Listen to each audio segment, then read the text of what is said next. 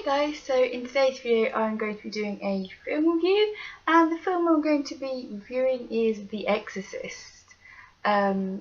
This was directed by William Friedkin and was written by William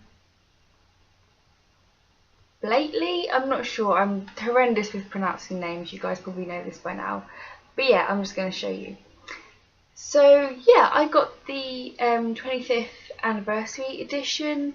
I believe this is like restored edition, so it's got like restored audio and picture quality. And I picked this up because I hadn't seen this film until when I just picked it up.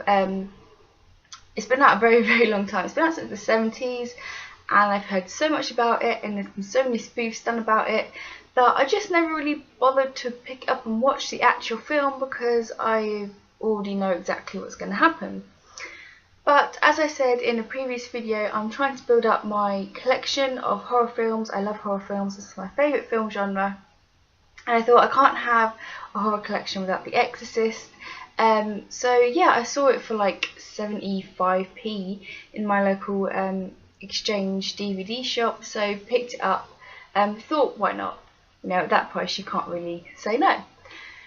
So yeah, I picked it up and had it in my house for a really long time, and I finally decided to watch it, and I have mixed feelings about it.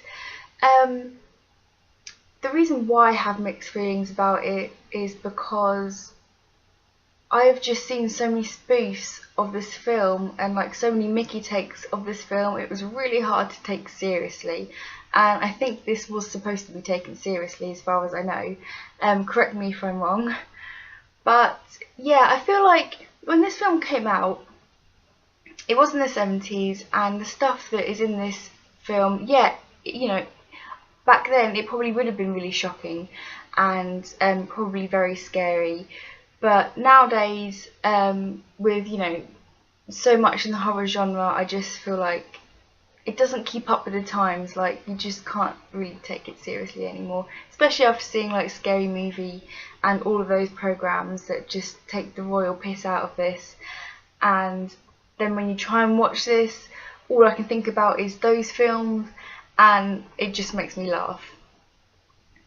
But those are the bad points. The good points about this film are, I did still enjoy it. It was still good. Like I said, I didn't take it seriously, but I still thought it was pretty good as a horror film, especially since, like I said, back in the 70s, this is probably fairly new for its time and probably very scary. I remember, like, years and years ago, actually, I think like when I was a kid or something, I was talking about horror films with my mum or something, and she always said that she never let me watch this when I was a kid. She was like, oh, this really scared me when I was a child. You know, I don't want you to see it, even though she let me watch some other questionable films when I was very young. Yeah, so it kind of like intrigued me. So that's another reason why I picked it up. But yes, the first half of this this film, it starts off with a mother and a daughter, a single mum and the daughter Regan, who this story kind of centres around. And it's about, you know, just their daily lives. It's more about the mum, actually. It kind of follows her more than the child.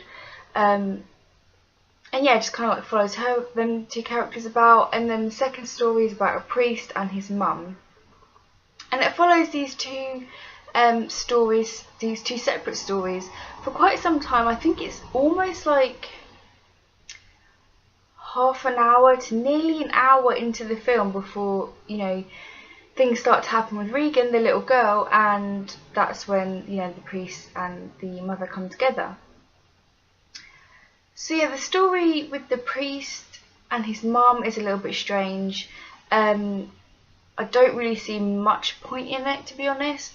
It's kind of him and his struggle with, you know, his mum's living on his own, and he kind of goes to see her, and she's just not very well, and she ends up in like some kind of mental institution. And yeah, it's just kind of, I don't really see how it's really necessary to the story, but that's in there. And then it follows the girl. So the girl, it starts off, you know, like I said, it's just following them around, like their daily lives and stuff. And then it kind of suggests suggests that this all kind of happens to her because she plays a Ouija board. She kind of says in her basement, you know, that her mum's ironing and she's like doing some art stuff, and the mum picks up the board and was like, oh, what's this? And she's like, oh, it's like a game I play or something like that. And it's the Ouija board, and she says that she speaks to this man, this spirit called Captain something, I can't remember what he's called. But yeah, she speaks to this spirit, and it kind of suggests that's how she gets possessed and stuff. It's all a little bit strange. You don't really find out definitely like why she gets possessed or what's possessing her and this kind of stuff. But yeah, so in the second half of the film, obviously the little girl is possessed, and the mum tries everything. She takes her to doctors, she takes her to therapists, nothing works, and in the end the doctors suggest that maybe she needs to have an exorcism. So that's when the mum kind of contacts the priest, and they kind of get together and they kind of go through this exorcism scene, which we've all seen, like I said, spoofed from Scary Movie and whatnot. So for me, I actually found it really funny, which is like awful to say, because there were some actually really disturbing scenes in this. It's quite funny because when I was watching this, I remember thinking, like in Scary Movie, they tend to like exaggerate everything and make it a little bit more stupid than it actually is. I'm not saying this is stupid in any way, but yeah, some of the things she does in this film, I was like, oh, okay, she actually does do that in the actual Exorcist film. I was like, okay. So that was, I guess, actually a little bit shocking. But yeah, I didn't really find it scary, but it was definitely very entertaining. And I think if you are a horror fan and you have seen the spoof and not seen the original, then you really should.